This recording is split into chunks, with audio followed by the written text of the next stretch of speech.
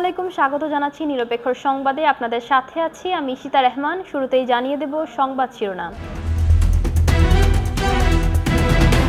Dhaka medical কলেজে অনির্দিষ্টকালের জন্য বন্ধ ঘোষণা।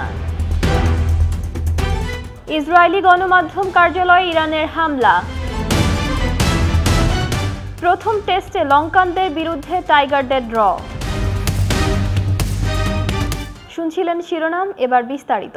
ঢাকা মেডিকেল কলেজ অনির্দিষ্টকালের জন্য বন্ধ থাকবে। শনিবার একাডেমিক কাউন্সিলের জরুরি সভায় সিদ্ধান্ত নেওয়া হয়।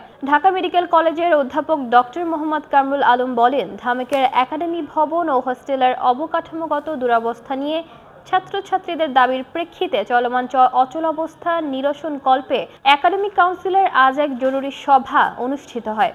Dhaka medical college academic council ছাত্রছাত্রীদের দাবির সঙ্গে একমত পোষণ করে। সেজন্য এই বিষয়ে স্বাস্থ্য মন্ত্রণালয়ের স্বাস্থ্য অধিদপ্তর নিয়মিত কাজ করে যাচ্ছে। আবার অনেকবার নোটিশ দেওয়া সত্ত্বেও এবং বিকল্প আবাসন তৈরি করা সত্ত্বেও কয়েকটি ব্যাচের ছাত্রদের অসহযোগিতার কারণে হল খালি করা যাচ্ছে না। অধ্যক্ষ জানান, নতুন ব্যাচ K82 স্বল্প প্রণোদিত অথবা প্ররোচিত হয়ে তাদের জীবনের গুরুত্বপূর্ণ ওরিয়েন্টেশন প্রোগ্রাম বয়কট করে। ফলে কলেজের একাডেমিক কার্যক্রম অচল অবস্থার সৃষ্টি হয়। অচল অবস্থার নিরসনের লক্ষ্যে রোববার বেলা 12টার মধ্যে ছাত্রছাত্রীদের হল ত্যাগের নির্দেশ দেওয়া হয়েছে। তবে বিশ্ববিদ্যালয়ের পেশাগত MBBS পরীক্ষায় অংশগ্রহণকারী শিক্ষার্থী এবং বিদেশি শিক্ষার্থীরা এর আওতামুক্ত থাকবে বলে জানান তিনি। এবার আন্তর্জাতিক প্রসঙ্গ।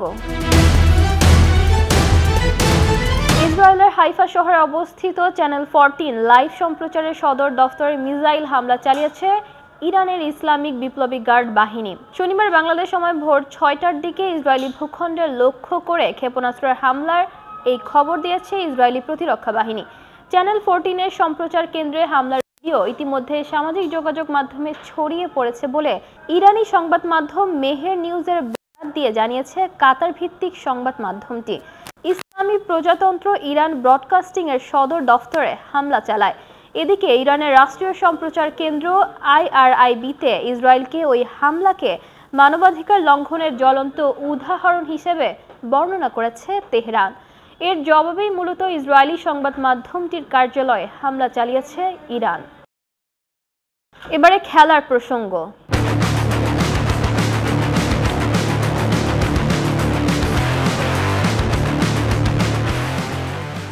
বাংলাদেশ শ্রীলঙ্কার প্রথম টেস্ট ড্র হয়েছে। শেষ দিনে শ্রীলঙ্কার 296 রানের টার্গেট দেয় বাংলাদেশ। জবাবে 4 উইকেটে হারিয়ে 72 রান নেয় শ্রীলঙ্কা। শেষমেশ 5 ওভার বাকি থাকতেই 2 দল ড্র মেনে নেয়। এই টেস্টে আগে ব্যাট করতে নেমে প্রথম ইনিংসে সব উইকেট হারিয়ে 495 রান করে বাংলাদেশ। জবাবে শ্রীলঙ্কার সব উইকেটে হারিয়ে 485 রান করে। এতে মাত্র 10 রানের লিড পায় বাংলাদেশ। দ্বিতীয় ইনিংসে শান্তর সেঞ্চুরিতে ভর করে 6 উইকেটে 285 রান করে ইনিংস ঘোষণা করে বাংলাদেশ। তাতে শ্রীলঙ্কার টার্গেট দাঁড়ায় 296 রান।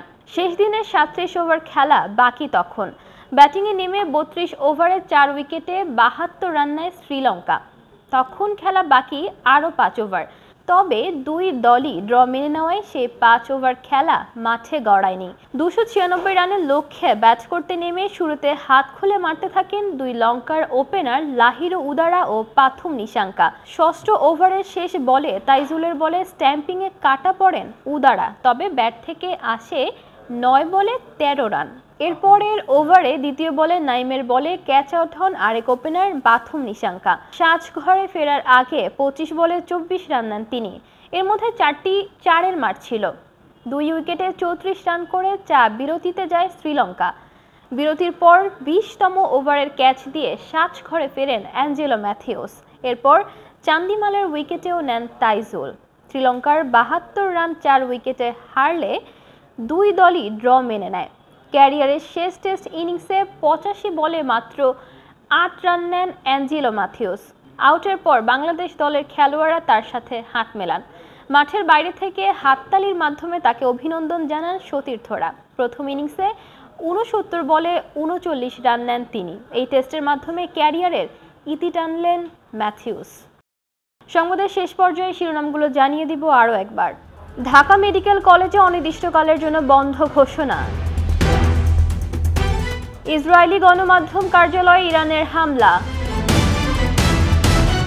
প্রথম টেস্টে লঙ্কানদের বিরুদ্ধে টাইগারদের ড্র। এই ছিল এখনকার মতো। বিশ্বের যে কোনো প্রান্ত থেকে সবশেষ খবর জানতে ভিজিট করুন নিরপেক্ষর ওয়েবসাইট, ইউটিউব চ্যানেল ও অফিসিয়াল ফেসবুক পেজে। এতক্ষণ সাথে থাকার জন্য ধন্যবাদ সবাইকে।